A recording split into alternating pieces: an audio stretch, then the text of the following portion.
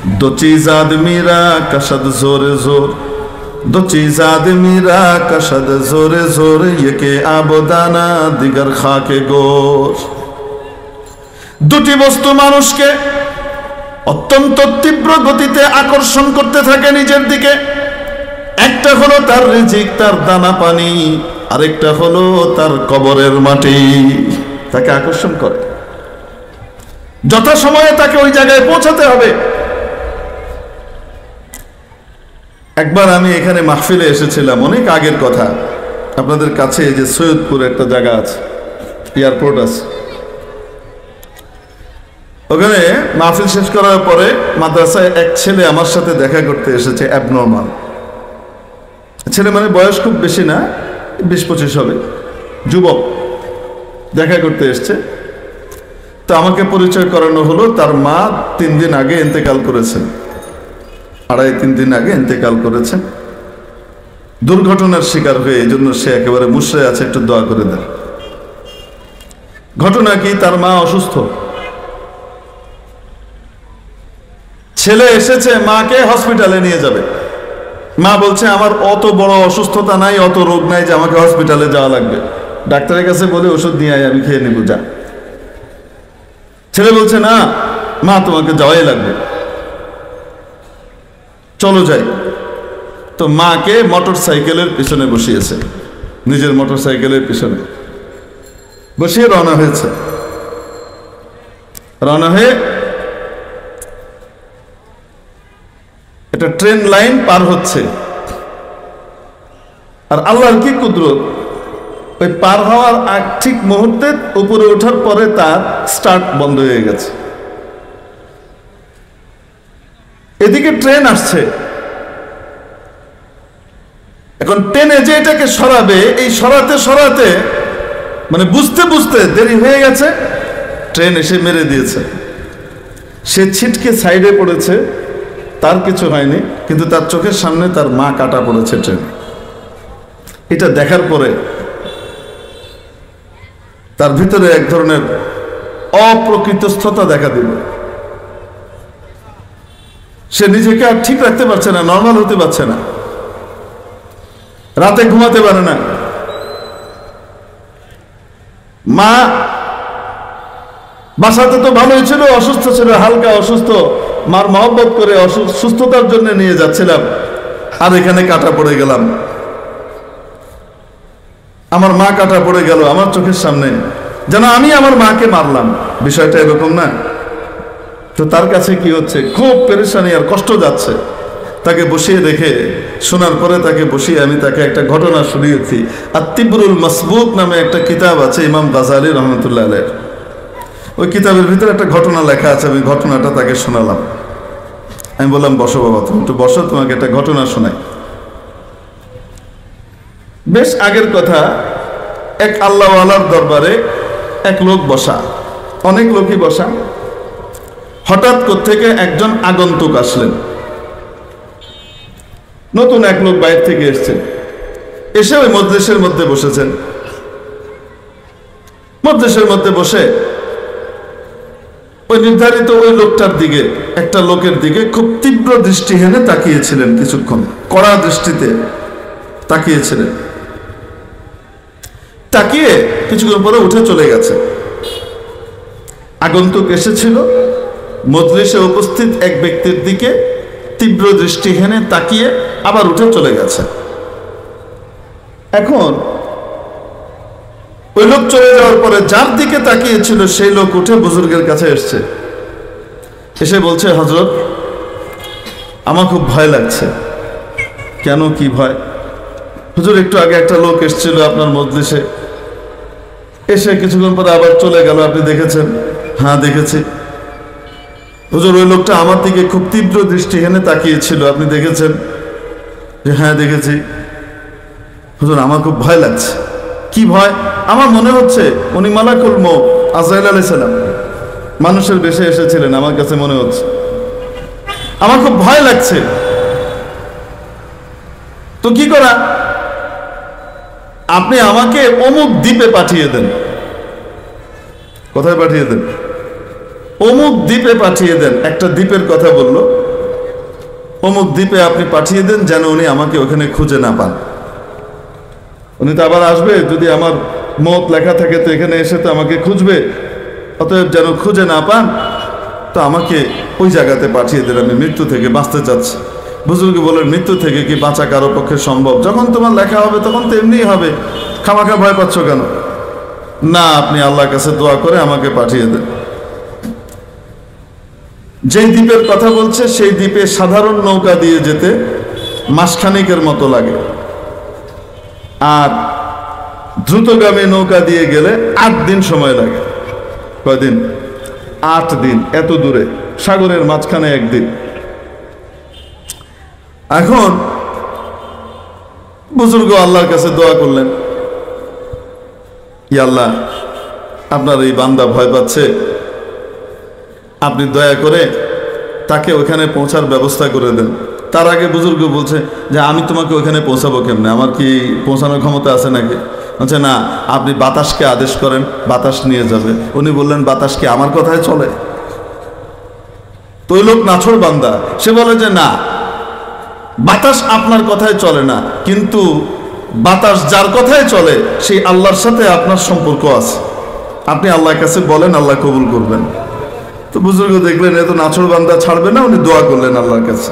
বাস দোয়া করে শেষ করতে দেরি, কোত্থেকে এক ঘূর্ণি বায়ু আসলো, ওই লোকটাকে এখান থেকে উঠিয়ে নিয়ে চলে গেল, নাই হয়ে গেল। বেশ কিছুক্ষণ পরে ওই যে আগন্তুক, যে এসে এরকম তীব্র দৃষ্টি এনেছিল, সেই আগন্তুক আবার এই মজলিসে এসেছে। মজলিসে আসার পরে এই বুজুর্গ তাকে ডেকেছেন, এই তুমি এদিকে এসো। জি, তুমি এই মজলিসে এসেছো, খুব ভালো কথা। মজলিসের একটা আদব আছে, সেই আদবটা তো রক্ষা করতে হয়। তুমি এসে একটা লোকের দিকে এমনভাবে তাকিয়েছিলা, বেচারা ঘাবড়ে গেছে, ভয় পেয়ে গেছে। খামাখা তুমি কেন তাকিয়েছো? তোমার পরিচয় কি? কোত্থেকে এসছো? তো লোক বলছে যে হুজুর, অনুমতি হলে আমি আপনাকে বলি, সবার সামনে বলা যাবে না, একটু কানে কানে বলি। আচ্ছা ঠিক আছে। তো হুজুর কান এগিয়ে দিয়েছেন, বলছে যে হুজুর, আমি মালাকুল মউত, আমি মৃত্যুর ফেরেশতা। আমার খাতার ভিতরে এই লোকের মৃত্যু লেখা ছিল আর অল্প কিছু সময় পরে। কোন জায়গায়? অমুক দ্বীপে। আমি খুঁজে দেখছি যে তার মৃত্যু যেখানে লেখা সেখানে সে নাই। খুঁজে তাকে বের করেছি আমি এখানে, সে এখানে বসে আছে। তা আমি তাকে ভালো করে তার দিকে তাকিয়েছিলাম, এই কারণে আমার তো কখনো ভুল হয় নাই। আল্লাহর আদেশ পালন করার ক্ষেত্রে আমার কখনো ভুল হয় নাই। একজনের বদলে আমি আরেকজনকে কখনো নিয়ে গেছি, এরকম হয় নাই, ভুল হয় নাই। আজকে কি আমার কোনো ভুল হচ্ছে? এই লোক এই অল্প সময়ের ভিতরে, মনে করেন 5-7 মিনিট, এই 5-7 মিনিটের ভিতরে, 10 মিনিটের ভিতরে সে 1 মাসের দূরত্ব পাড়ি দিয়ে বা 8 দিনের দূরত্ব পাড়ি দিয়ে ওখানে গিয়ে পৌঁছাবে কিভাবে? ওখানে যেতে তো মিনিমাম তার 7-8 দিন সময় লাগবে, মিনিমাম। অথচ তার মউত ওখানে লেখা। এই লোকই কি সেই লোক?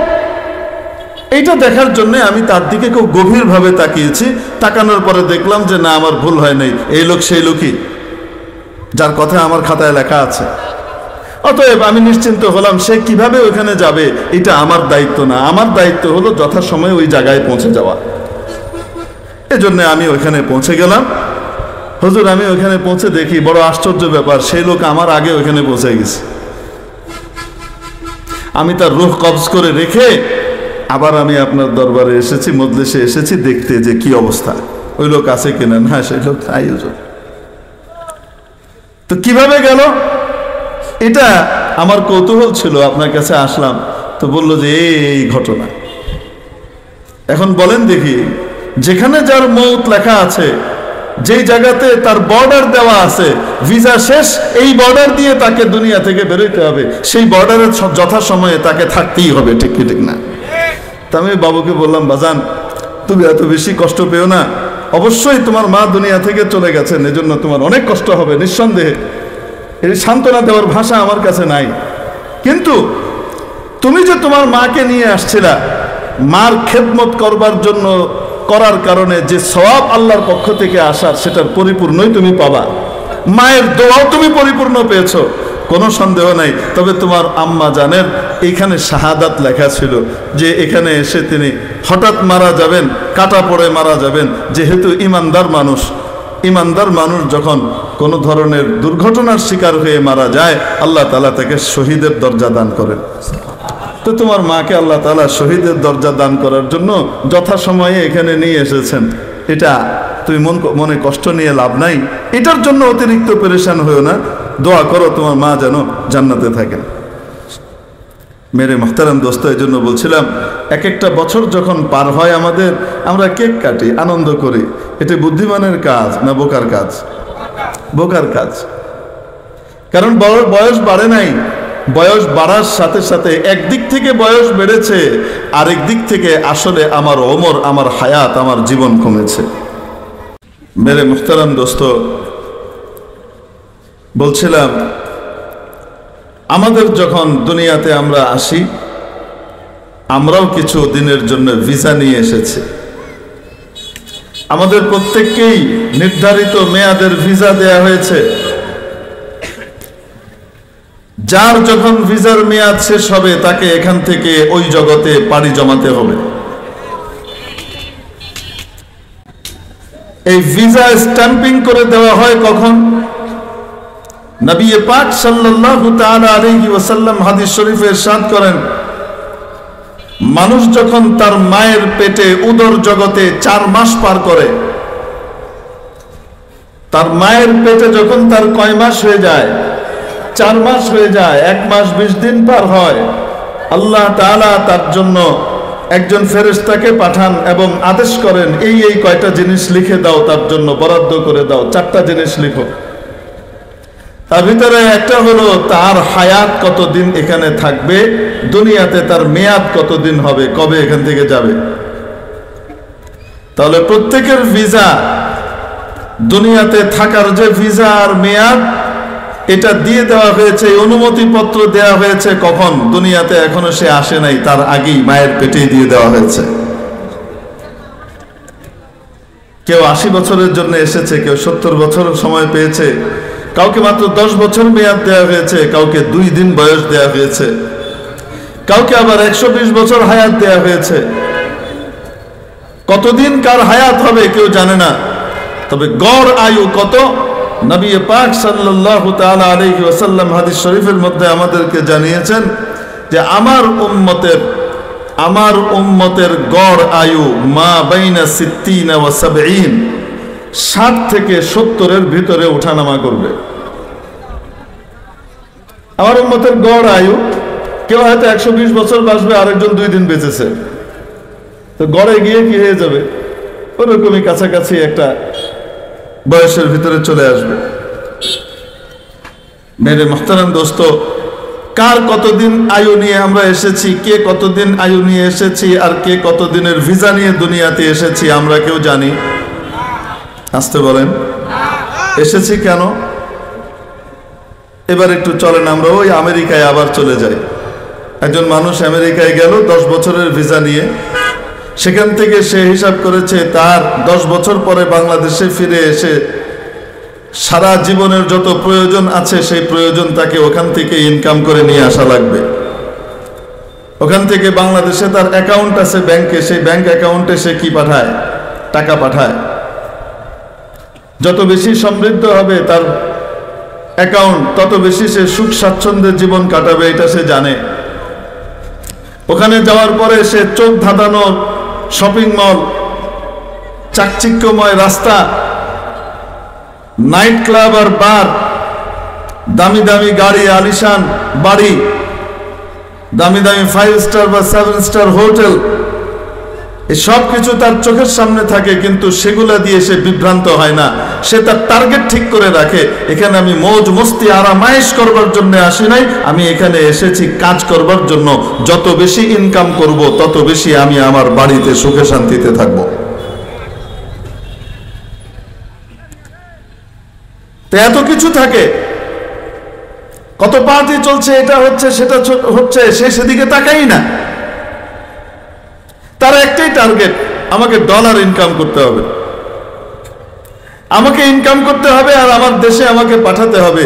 আমি যত বেশি পাঠাবো তত বেশি জমি আমার নামে ওখানে কিনা হবে, তত বড় বড় দালান আমার নামে করা হবে, ওখানে একদম শহরের কেন্দ্রস্থলে আমার জন্য বিরাট একটা মার্কেট আমার টাকা দিয়ে করা হবে, যত টাকা পাঠাবো সেগুলা দিয়ে ওখানে জমা হবে, আমি দেশে গিয়ে আরাম আয়েসে ট্যাঙের উপরে ট্যাং তুলে খাবো।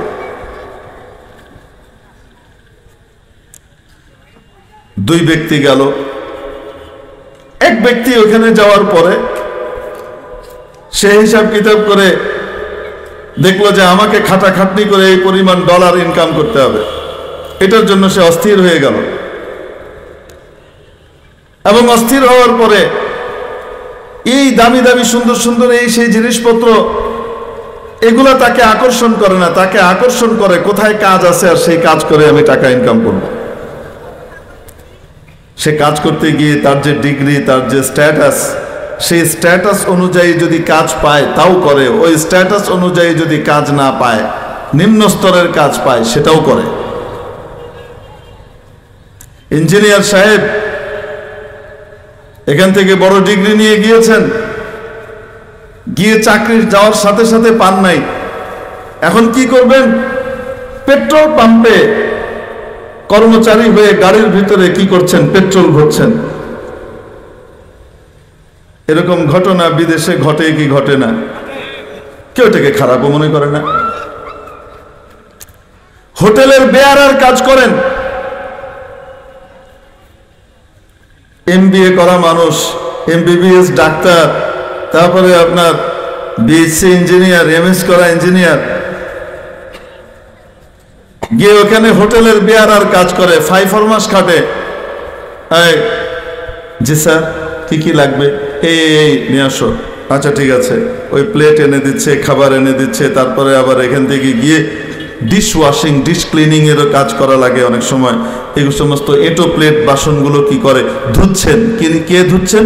বাংলাদেশ থেকে যাওয়া, ইন্ডিয়া থেকে যাওয়া, পাকিস্তান থেকে যাওয়া বড় ইঞ্জিনিয়ার সাহেব এই ক্লিনিং এর কাজ করছেন, বাবুর্চির কাজ করছেন। ডিসি সাহেব হয়েছেন ওখানে ডিশ ক্লিনার। তারপরেও কাজ বাদ দেয় না, চিন্তা করে আমাকে কাজ করতেই হবে, না হলে আমি ঠকে যাব। আমার মেয়াদ মাত্র কয়দিন? 10 বছর। তার জানা আছে আমার মেয়াদ কয়দিন? 10 বছর মেয়াদ। বাস এই মেয়াদ শেষ হবে, আমাকে চলে যাওয়া লাগবে। মেরে মুহতারাম দোস্ত, এক এক বছর যখন শেষ হয় সে আনন্দ উল্লাস করে না, বরং সে কাউন্ট ডাউন করে আর হিসাব করে যে আমার 10 বছরের 1 বছর শেষ হয়ে গেছে, বাকি আছে মাত্র কত? 9। আরেক বছর শেষ হয়, তার উদ্বেগ উৎকণ্ঠা আরো বাড়ে। আমার যা কামানোর ছিল সেই ইনকাম তো আমি এখনো করতে পারিনি, আমার তো সময় শেষ হয়ে আসছে, আমার তো বাকি আছে মাত্র কয়দিন? 8 বছর। এমনিভাবে এক এক বছর পার হয়, সেই বছর পার হওয়ার সাথে সাথে তার আনন্দ উল্লাস বাড়ে না, বরং তার পেরেশানি এবং অস্থিরতা, উদ্বেগ উৎকণ্ঠা বাড়ে যে আমার ইনকামের সময় আর মেয়াদ কি হয়ে আসছে? ফুরিয়ে আসছে। এটা সে চিন্তা করে। এরকম ব্যক্তি যখন চিন্তা করে, খেটে খুঁটে কষ্ট করে অনেক ডলার ইনকাম করে দেশে পাঠিয়েছে, নিজেও সাথে করে যখন যাচ্ছে, 10 বছর শেষ হয়েছে, ঢাকা শাহজালাল, হজরত শাহজালাল ইন্টারন্যাশনাল এয়ারপোর্টে আপনাদের এখান থেকে কি করে গাড়ি ভরে লোকজন গিয়েছে, তাকে ইস্তেকবাল করে নিয়ে আসবে, ফুলের তোড়া দিয়ে বরণ করে নিয়ে এসে বাড়িতে এনে, আলিশান বাড়ি, সেখানে সে এসে উদ্বোধন করে ফিতা কেটে ঢুকছে, খাওয়া দাওয়া করছে, আরাম করছে, সুখে শান্তিতে আছে। এই হলো একজন ব্যক্তির পরিণতি, যে ওখানে গিয়ে কাজ করেছে। আরেক ভদ্রলোক ওখানে যাওয়ার পরে এক একটা বছর পার হয় আর মানুষজনকে দাওয়াত করে বলতে থাকে, আসো, খুব খাও দাও, ফুর্তি করো, মজা করো, পার্টি দেয়। কেন? আমেরিকায় আমার 1 বছর হলো, আমেরিকায় আমার 2 বছর হলো, আমেরিকাতে আমার 3 বছর হলো। সে খুব খুশি। আসলে বয়স বাড়ছে না, বয়স কমছে। বলেন না কেন? বয়স আসলে আমেরিকার বয়স কি বাড়ছে না কমছে? কমছে দিন দিন, কিন্তু সে বাহ্যিক রূপটা দেখে, ভেতরেরটা দেখে না। ইনকাম টিনকাম তেমন কিছু করে না, এখান থেকে টাকা পয়সা যা নিয়ে টিয়ে গিয়েছিল সেগুলাকে উড়িয়েছে, আরামায়েশ মদ ফুস্তি করেছে, মস্তি করেছে।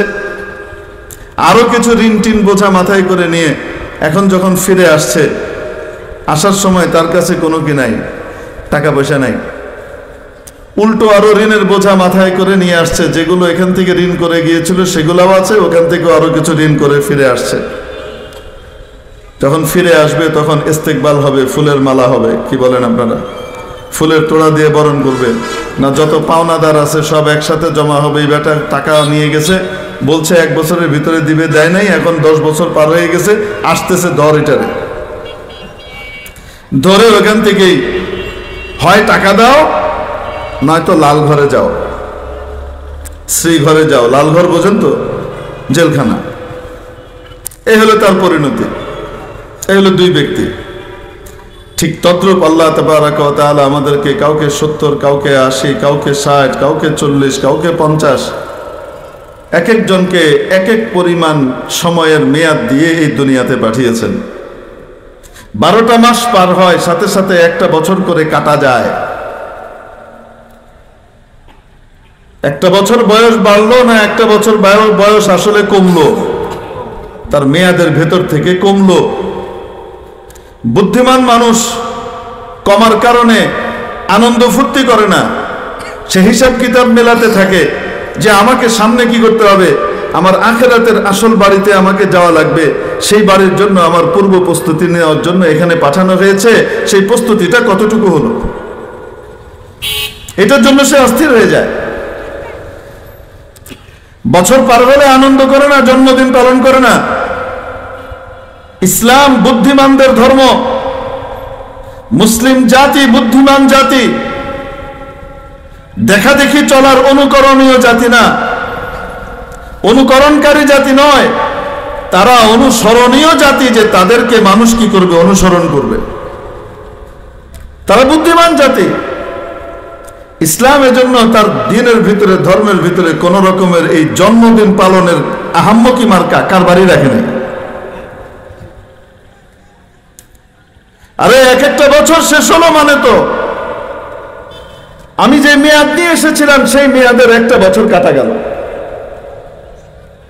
একটা দিন পার হচ্ছে মানে হলো আমার আয়ু থেকে 1টা দিন করে কি হয়ে যাচ্ছে, কেটে যাচ্ছে, কমে যাচ্ছে। এটা আনন্দের বিষয় নয়।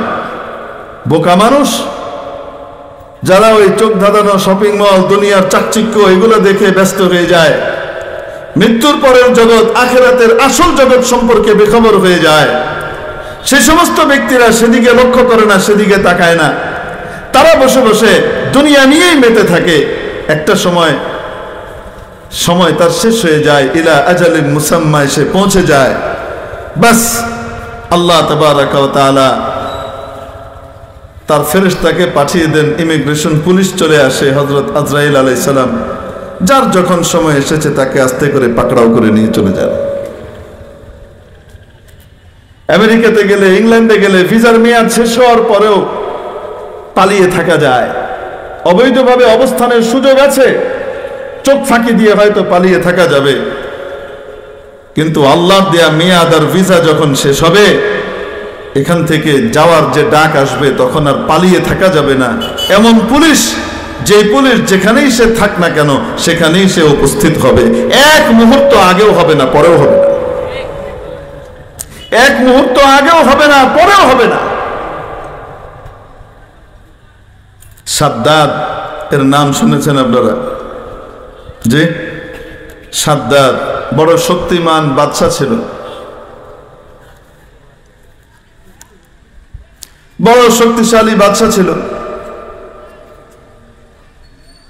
নূহ আলাইহিস সালামের বংশের।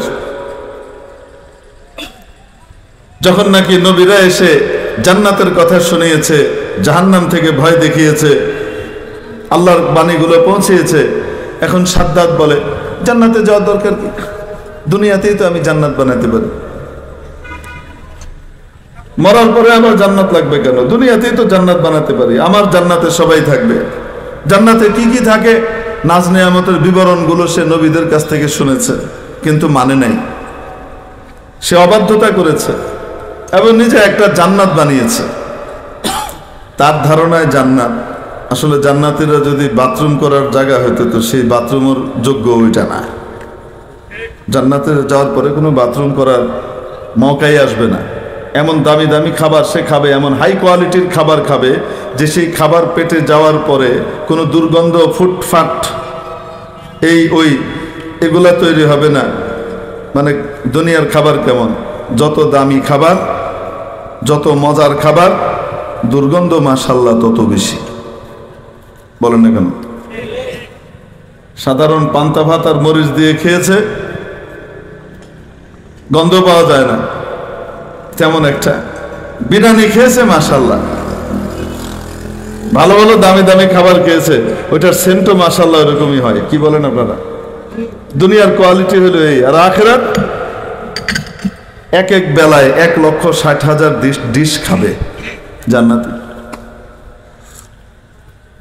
কতটুকু?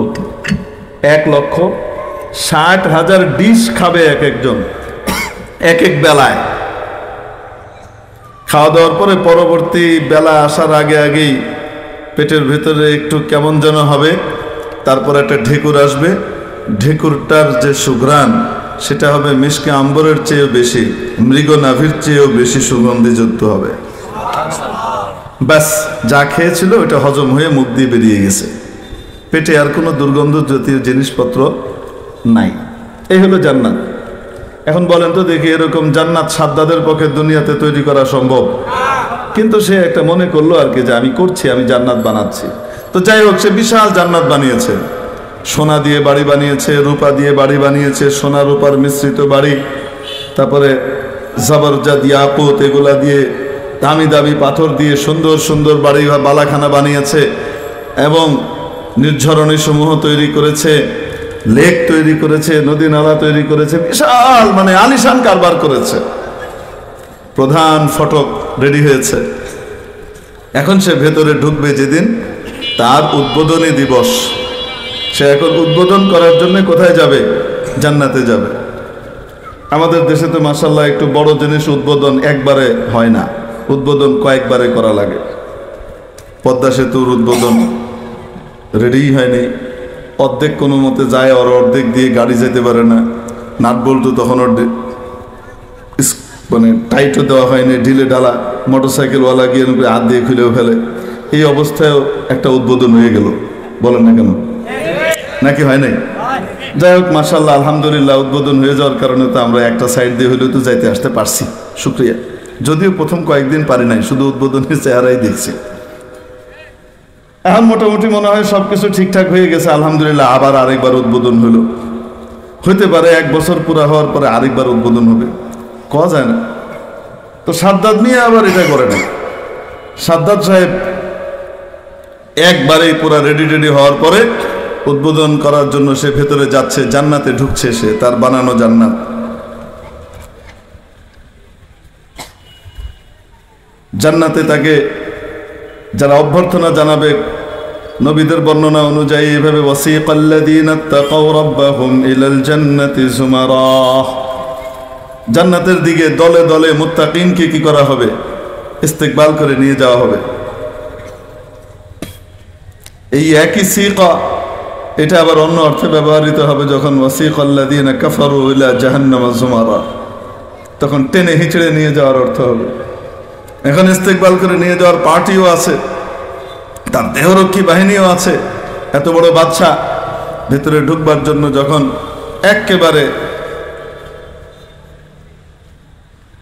তার দরজা দিয়ে সে ঢুকবে, ঠিক ওই সময় কোত্থেকে জীর্ণ শীর্ণ পোশাক পরিহিত এক লোক এসেছে। ওই লোক কারো কোনো কিছুর পরোয়া না করে সমস্ত দেহরক্ষী বাহিনীর ভেতর দিয়ে হেঁটে সোজা বাদশার ঘোড়া পর্যন্ত চলে এসেছে। অদ্ভুত ব্যাপার হলো, তার এই স্পর্ধা এবং দুঃসাহস দেখে এরা এই পরিমাণ কিংকর্তব্য বিমূঢ় হয়ে গেছে যে কি করণীয়, বাধা যে দিতে হবে, বাধা দেওয়ার কথাও এদের মনে হয়নি। যাদের 2-4 জনের মনে হয়েছে, এই লোকের চোখের দিকে তাকিয়ে তাদের মন কুঁকড়ে গেছে। এই লোক থেকে আসলো, হঠাৎ এসে সে সোজা একদম বাদশার কাছ পর্যন্ত চলে গিয়েছে এবং গিয়ে বাদশার যে ঘোড়ার লাগাম আছে সেটা এভাবে ধরেছে। ধরার পরে বলছে, আপনার সাথে আমার জরুরি কথা আছে। সাদ্দাত খেপে গেছে। আচ্ছা, বড় কৌতুক বোধ করছি আমি, আমার সাথে তোমার জরুরি কথা, তোমার এত বড় স্পর্ধার সাহস, তুমি এসে আমার সামনে আমার ঘোড়ার লাগাম ধরেছ, কার অনুমতিতে তুমি এসেছো? তো সে বলছে যে আমার জরুরি কথা আছে, আপনি একটু মাথাটা নামান, আমি কানে কানে বলি। তুমি কার অনুমতিতে এসেছো? তো জীর্ণ শীর্ণ পোশাকওয়ালা বলছে, কোনো রাজ দরবারে যাবার জন্য আমার কোনো অনুমতির প্রয়োজন হয় না, আমি সেই লোক। বাদশার ভেতরে এক ধরনের ভয় ধরে গেল যে এত দুঃসাহসী মানুষ, যে হাতে কোনো অস্ত্র নাই, কিচ্ছু নাই, খালি হাতে আমার অস্ত্র শস্ত্র সশস্ত্র বাহিনীর সামনে দিয়ে এসে এইভাবে ধরে ফেললো, নিশ্চয়ই তার ভেতরে কোনো কিছু একটা আছে। আচ্ছা ঠিক আছে বলো। স্বর নরম করে কানের কাছে নিয়ে গেছে, মুখের কাছে কানটা নিয়েছে। নিয়ে যাওয়ার পরে ওই জীর্ণ শীর্ণ পোশাক পরিহিত লোকটা বলছে, আমি মালাকুল মউত, আমি মৃত্যুর ফেরেশতা। শোনার সাথে সাথে সাদ্দাত কাঁপা শুরু করেছে বেতস পাতার মতো, কাঁপছে আর বলছে, আমাকে একটু সময় দাও, আমার কিছু হিসাব কিতাব আছে, আমি চুকিয়ে দিই। বহুত কষ্ট করে এই জান্নাতটা বানিয়েছি, একটা নজর শুধু দেখতে দাও, তারপরে তুমি আমার জান কবজ করো। বলছে সময় নেই, যে সময় নিয়ে এসেছিলেন সেই সময় শেষ হয়ে গেছে, আপনার যাওয়ার সময় হয়েছে, এখন চলো, যেতে হবে। এইভাবেই তার জান কবজ করা হলো। তার শরীরের অর্ধেক তার জান্নাতের ভিতরে পড়লো, আর অর্ধেক তার জান্নাতের বাইরে পড়লো। ঘোড়ার উপর থেকে ধড়াস করে সে পড়ে গেল। মালাকুল মউত আজরাইল আলাইহিস সালাম চলে গেলেন। তো এমন এক ইমিগ্রেশন পুলিশ আল্লাহ রাব্বুল আলামিন নিয়োগ করে রেখেছেন যে এখানকার ভিসা শেষ হলে এক মুহূর্ত আগপর করার সুযোগ নাই, যখন যার সময় হয়েছে ঠিক ওই সময় তার কাছ থেকে নিয়ে যাবে। যেখানে যার সময় হবে যাওয়ার মতো, ঠিক ওই জায়গাতে নির্ধারিত সময় এসে উপস্থিত থাকবে। তার মৃত্যুর মাটি তাকে ওইভাবে তাকে আকৃষ্ট করে এবং টানে। হযরত শেখ সাদি রহমতুল্লাহ আলাইহি বড় অদ্ভুত ঘটনা এক শের বলেছেন, দো চিজ আদমি রা কশদ জোরে জোর, দো চিজ আদমি রা কশদ জোরে জোর, ইয়ে আবদানা দিগর খাকে গোর। দুটি বস্তু মানুষকে অত্যন্ত তীব্র গতিতে আকর্ষণ করতে থাকে নিজের দিকে। একটা হলো তার রিজিক, তার দানা পানি, আরেকটা হলো তার কবরের মাটি, তাকে আকর্ষণ করে। যথাসময়ে তাকে ওই জায়গায় পৌঁছাতে হবে।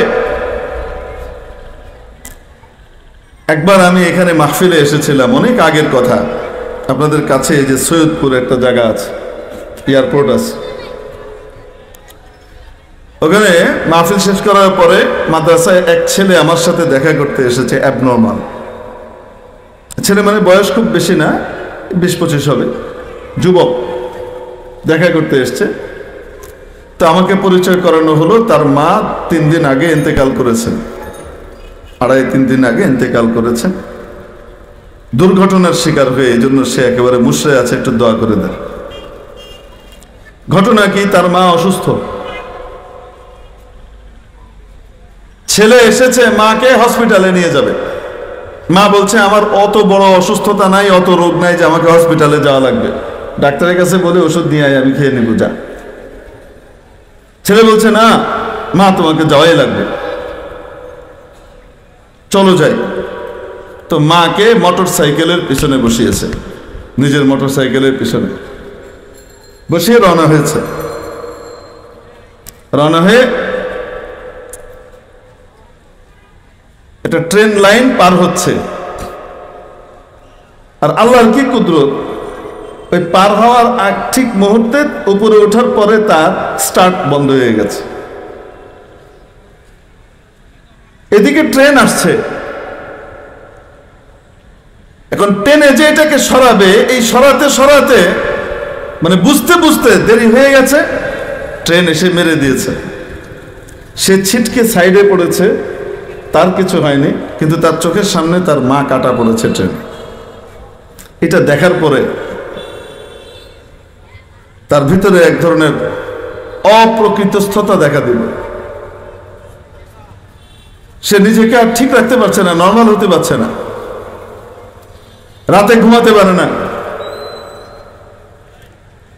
মা বাসাতে তো ভালোই ছিল, অসুস্থ ছিল, হালকা অসুস্থ, মার মহব্বত করে সুস্থতার জন্য নিয়ে যাচ্ছিলাম, আর এখানে কাটা পড়ে গেলাম। আমার মা কাটা পড়ে গেল আমার চোখের সামনে, যেন আমি আমার মাকে মারলাম। বিষয়টা এরকম না? তো তার কাছে কি হচ্ছে, খুব পেরেশানি আর কষ্ট যাচ্ছে। তাকে বসিয়ে রেখে শোনার পরে তাকে বসিয়ে আমি তাকে একটা ঘটনা শুনিয়েছি। আত-তিবরুল মাসবুক নামে একটা কিতাব আছে ইমাম গাজালি রহমতুল্লাহ আলাইহির। ওই কিতাবের ভিতরে একটা ঘটনা লেখা আছে, আমি ঘটনাটা তাকে শোনালাম। আমি বললাম, বসো বাবা, তুমি একটু বসো, তোমাকে একটা ঘটনা শোনাই।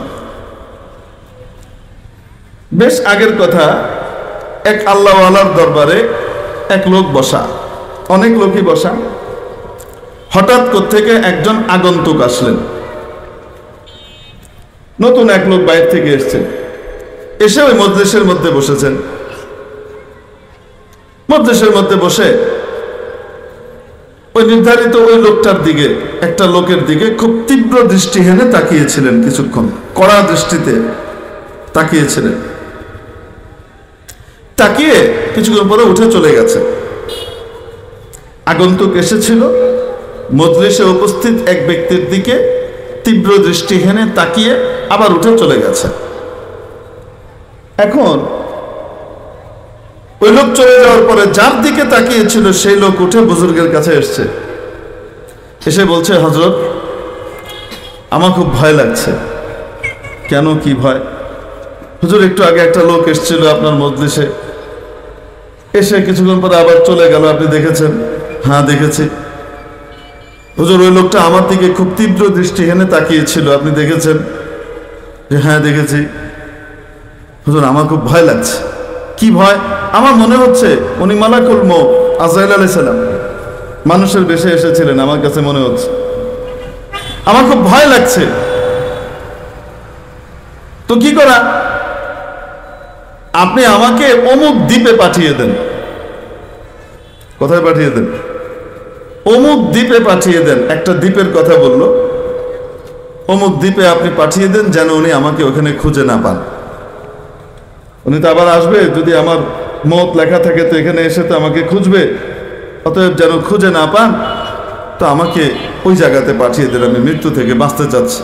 বুজুর্গ বলেন, মৃত্যু থেকে কি বাঁচা কারো পক্ষে সম্ভব? যখন তোমার লেখা হবে তখন তো এমনিই হবে, খামাখা ভয় পাচ্ছ কেন? না, আপনি আল্লাহর কাছে দোয়া করে আমাকে পাঠিয়ে দেন।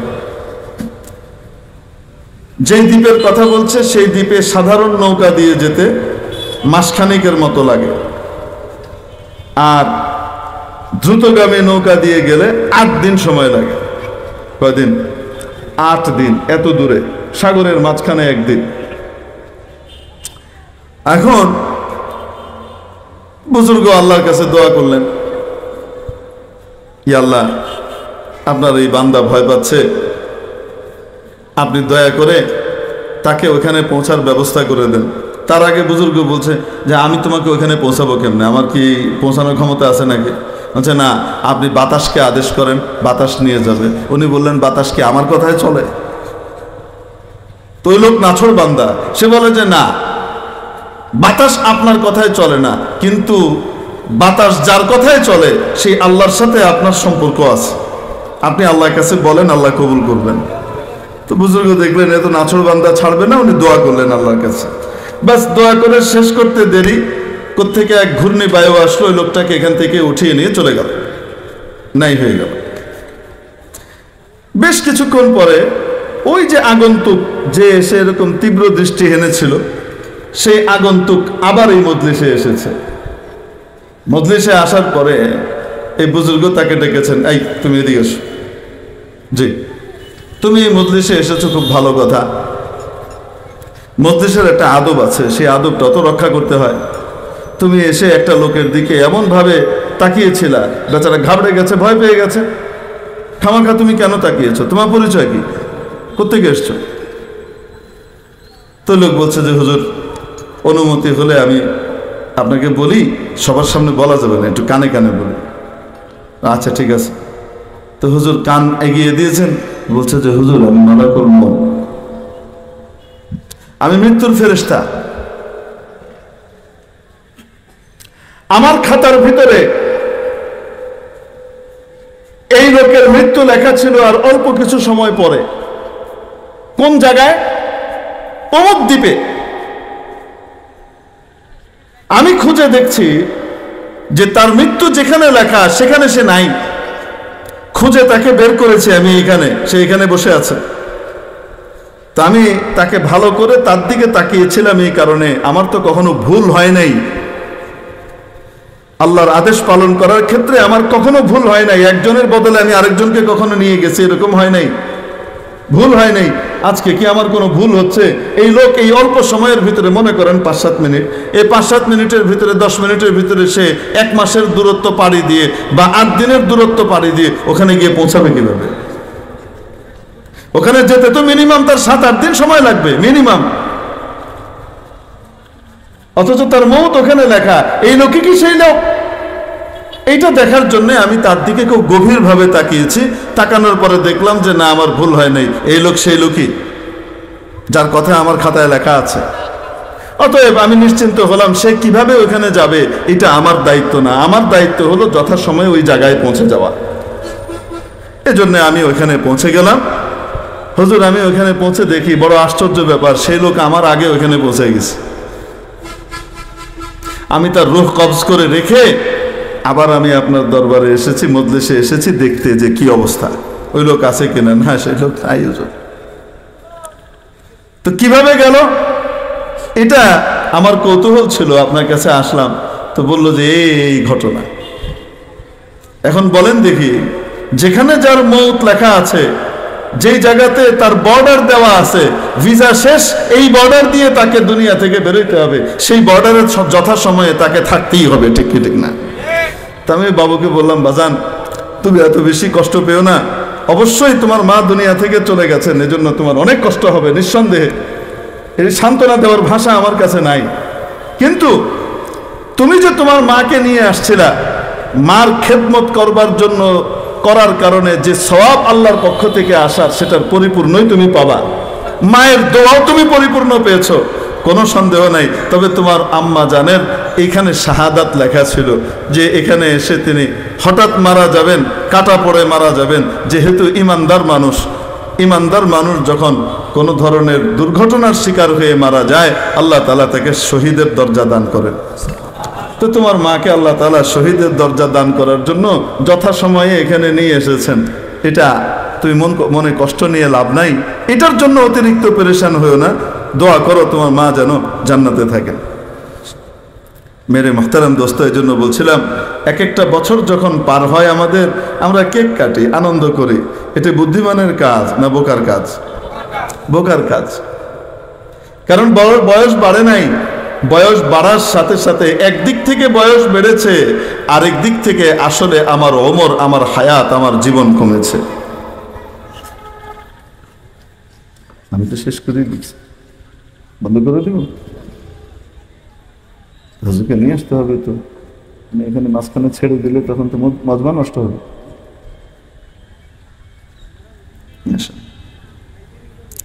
তো মেরে মুহতারাম দোস্ত, আপনারা দেখবেন যারা ওই যে জুন মাস আছে না, জুন মাস হলো অর্থনৈতিক বছর শেষ হওয়ার মাস, আর জুলাই মাস যেটা, এটা হলো অর্থনৈতিক বছর শুরু হওয়ার মাস। ট্যাক্স টুক্স করে না, যে ট্যাক্স দেয়, যে ট্যাক্স দেন, ইনকাম ট্যাক্স দেন। এই অর্থনৈতিক বছর শুরু হয় কবে থেকে? জুলাই থেকে। শেষ হয় কখন? জুন মাসে এসে। জুন মাসে আসার পরে দেখবেন ব্যবসায়ীদের বা যাদের টাকা পয়সা আছে, আল্লাহ দিয়েছেন, তাদের হিসাব কিতাব সব ক্লোজ করতে থাকে, যে আমাকে কাজ করতে হবে। সেই হিসাব কিতাব কি করে? আস্তে আস্তে ক্লোজ করতে থাকে। কেন? 30 তারিখের ভিতরে আমার ট্যাক্সের ফাইল রেডি রাখতে হবে।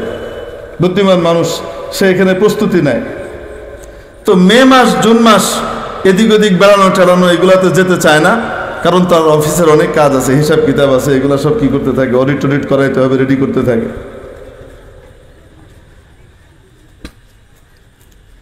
এটা তার কাজের মাস থাকে। ট্যাক্স দিতে দিতে দিতে জুলাই মাস আসে, এই জুলাই মাসে তার ট্যাক্স টুস দিয়ে এসে ফ্রি হয়ে যায়। মেরে মুহতারাম দোস্ত, ঠিক তেমনিভাবে আরবি বছরের মাস কয়টা? 12টা। শেষ 2 মাস হলো জিলকদ জিলহজ। শেষ 2 মাস হলো জিলকদ আর জিলহজ। তারপরের মাস, প্রথম মাস, বছরের প্রথম মাসের নাম কি? আসতে বলেন। মুহররম। মুহররম মাস এলো বলে আগামীকাল থেকে সম্ভবত মুহররম শুরু হবে। তো এই মাসগুলো কাজের মাস আল্লাহ দিয়ে রেখেছেন। বিশেষ মাস, নেক আমলের মাস, সওয়াবের মাস, অন্যায় এবং গুনাহ থেকে তওবা করার মাস। মুহররম মাসের 10 তারিখে আল্লাহ তাআলা রোজা দিয়েছেন। একদিন আগের একদিন পরের সাথে মিলিয়ে রোজা রাখতে হয়। মুহররম মাসের 10 তারিখ আশুরার দিন রোজা, একদিন আগ অথবা একদিন পর, 9, 10 অথবা 10, 11। আল্লাহ তাবারাকা ওয়া তাআলা আমাদেরকে মুহররম মাসকে কাজে লাগাবার তৌফিক দান করেন, আমাদের জীবনটাকে নতুন করে সাজিয়ে নেবার জন্য প্রস্তুতি নেবার তৌফিক দান করেন। ওয়া আখিরু দাওয়ানা আলহামদুলিল্লাহি রাব্বিল আলামিন।